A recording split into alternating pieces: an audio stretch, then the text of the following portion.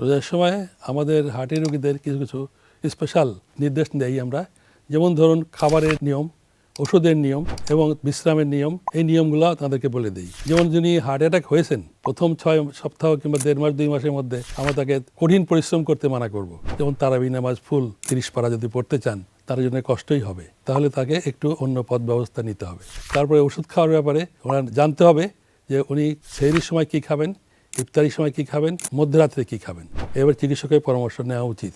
আর একটা আছে লবণ খাওয়া, আর লবণ একটু বেশি খাওয়া হয়ে যায়, যেমন ইফতারির মধ্যে কিংবা ভুড়ি ভোজ করি আমরা, খাবারের মধ্যে অনেক লবণ থাকে, লবণটা কমিয়ে ফেলতে হবে। কারণ লবণ যদি লোড হয় তাহলে কিন্তু হার্ট ফেলিওরে হওয়ার সম্ভাবনা থাকে।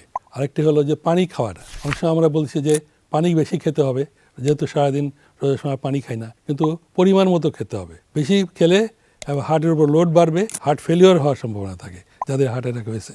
রোজার সময় আমাদের আরও খেয়াল রাখতে হবে, ভাজা পোড়াটা কম খেতে হবে।